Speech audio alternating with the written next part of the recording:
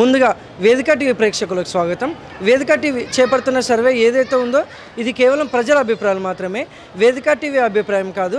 నిజాన్ని నిర్భయంగా ప్రజలతో మాట్లాడి చర్చించడానికి వేదిక టీవీ ఎల్లప్పుడూ కృషి చేస్తుంది. ఇందులో భాగంగా ఈరోజు సూర్యాపేట జిల్లాకు రావడం జరిగింది. మరి ఈ సూర్యాపేటలో ఉన్నటువంటి కొత్త బస్ స్టాండ్కి చాలా జిల్లాల నుంచి, కొన్ని మండలాల నుంచి, అలాగే గ్రామాల నుంచి ప్రజలు ఇక్కడికి రాకపోకలు సాగిస్తుంటారు. మరి ఇక్కడికి వచ్చే ప్రజలతో మాట్లాడి కాంగ్రెస్ హయాంలో రేవంత్ రెడ్డి గారు ప్రవేశపెట్టిన ఈ 6 గ్యారెంటీలు కానీ, సంక్షేమ పథకాలు కానీ లబ్ధిదారులకు ఏ విధంగా లబ్ధి చేకూరుతున్నాయి, మరి అలాగే గతంలో కేసీఆర్ గారి పాలన విధి విధానాలు ఏ విధంగా జరిగిన విషయాన్ని వాళ్ళ అభిప్రాయం ద్వారా తెలుసుకునే ప్రయత్నం చేద్దాం.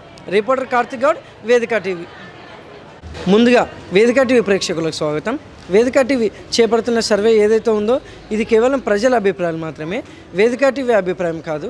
నిజాన్ని నిర్భయంగా ప్రజలతో మాట్లాడి చర్చించడానికి వేదిక టీవీ ఎల్లప్పుడూ కృషి చేస్తుంది. ఇందులో భాగంగా ఈరోజు సూర్యాపేట జిల్లాకు రావడం జరిగింది.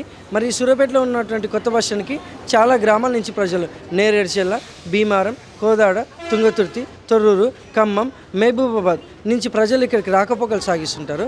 మరి ఇక్కడికి వచ్చిన ప్రజలతో మాట్లాడి కాంగ్రెస్ హయాంలో రేవంత్ రెడ్డి గారి పాలన విధి విధానాలు ఏ విధంగా జరుగుతున్నాయి, మరి అలాగే రేవంత్ రెడ్డి గారు ప్రవేశపెట్టిన ఈ 6 గ్యారెంటీలు కానీ, సంక్షేమ పథకాలు కానీ లబ్ధిదారులకు నిజంగానే లబ్ధి చేకూరుతున్నాయా, మరి గతంలో కేసీఆర్ గారి పాలన విధి విధానాలు ఏ విధంగా జరిగాయన్న విషయాన్ని వాళ్ళ అభిప్రాయం ద్వారా తెలుసుకునే ప్రయత్నం చేద్దాం. రిపోర్టర్ కార్తిక్ గౌడ్, వేదిక టీవీ. నమస్తే సార్. నమస్తే. మీ పేరు సార్? రెడ్డి నాయక్. ఏం చేస్తుంటారు సార్? వ్యవసాయం. గ్రామం, మండలం ఎక్కడ? అది కోరంట్ల మండలం, మా మధురాల. సీఎం రేవంత్ రెడ్డి గారి పాలనపై మీ అభిప్రాయం ఏంటి సార్? ఏం చేసిండు అన్న సీఎం రెడ్డి? కేసీఆర్ ఉంటేనే మంచిది. ఏం చేసిన మాకు కాలం నీళ్ళు వదిలిపెట్టలేదు, పొలాలు మొత్తం నష్టం అయిపోయింది. అట్లా అంటే ఈ 6 గ్యారెంటీలు చూసుకుంటే గ్రామ స్థాయిలో ఎలా అందుతున్నాయంట మనకి తెలియదు అన్న, చెప్పుకోవాలి. మరి గతంలో కేసీఆర్ గారు నమస్తే సార్. నమస్తే అండి. మీ పేరు సార్? వెంకన్న, ముకుందాపురం. ఏం చేస్తుంటారు సార్? వ్యవసాయం చేస్తాను. సీఎం రేవంత్ రెడ్డి గారి పాలనపై మీ అభిప్రాయం ఏంటి సార్?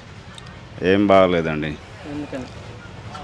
రైతులకు ఉపయోగపడిన పని అయితే ఇది లేదండి. 6 గ్యారెంటీలు అంటే ఏం ఉపయోగపడేది లేదండి.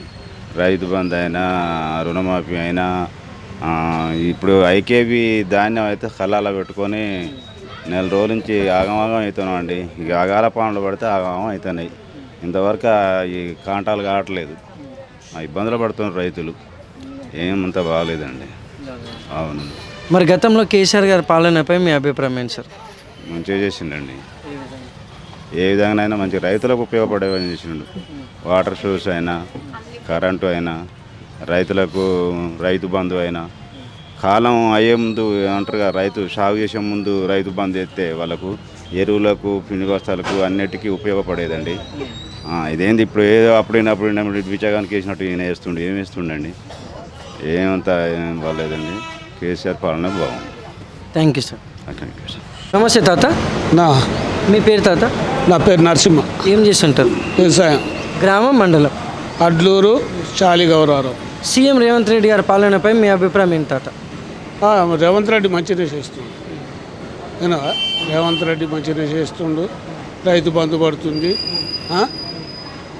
బస్సు ఫ్రీ బస్సు పెట్టిండు, రుణమాఫీ చేస్తుండు, మంచిగానే ఉన్నది. రుణమాఫీ ఎంత పడింది తాత? మాకు 2 ఎకరాలు ఉంటే మాకు 12,000 వర్తపడింది. రైతు బంధు. రుణమాఫీ మాకు అప్పుడు నా 50,000 ఉండే. 50,000 ఉంటే 50,000 మాఫీ అయింది అంతే. మంచిగానే చేస్తుంది. ఇప్పుడు రేవంత్ రెడ్డి మంచిగానే చేస్తుందండి. మరి గతంలో కేసీఆర్ గారి పాలనపై మీ అభిప్రాయం ఏంటి సార్? కేసీఆర్ పాలనలా ఏం లేదు. కేసీఆర్ ఏమైనా రైతులకు రుణమాఫీ చేస్తున్నాయని కూడా 10 సంవత్సరాలలో కూడా రుణమాఫీ కాలేదు. వడ్డీ కూడా పోలేదు. లాస్ట్కు రైతులు ఆగమయ్యారు. అది. Thank you sir. Thank you. నమస్తే సార్. నమస్తే. చెప్పండి. మీ పేరు సార్? హరిశంకర్. ఏం చేస్తుంటారు సార్? నేను ఎల్ఐసిలో ఎంప్లాయీని. గ్రామం, మండలం? సూర్యాపేట లోకల్. సీఎం రేవంత్ రెడ్డి గారి పాలనపై మీ అభిప్రాయం ఏంటి సార్?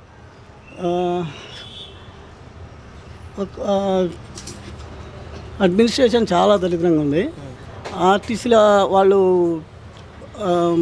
ఇంప్లిమెంట్ చేసిన ఒకే ఒక పథకం ఏంటంటే లేడీస్కు ఫ్రీ ఇవ్వడం. బస్సులు పెంచి ఫ్రీగా ఇచ్చి ఉంటే బాగుండేది. అదే సేమ్ బస్సులు ఫ్రీ ఇచ్చేసేసరికి విపరీతంగా ఆక్యుపెన్సీ పెరిగింది. పనుల మీద తిరిగే వాళ్ళకి ప్రాబ్లం అవుతుంది. వాళ్ళేం పని లేకుండా తిరిగే వాళ్ళు చాలామంది తిరుగుతారు. అదొకటి. రైతు భరోసా అన్నారు, అది పూర్తిగా వచ్చిందో రాలేదు తెలియదు. రుణమాఫీ అన్నారు, అది కూడా పూర్తి కాలేదు. 34,000 కోట్లని వాళ్ళే చెప్పారు. మళ్ళీ 25,000 కోట్లు చేసిన వాళ్ళు మళ్ళీ వాళ్ళే చెప్తున్నారు. అంటే మొత్తం చేయలేదని వాళ్ళే ఒప్పుకున్నారు.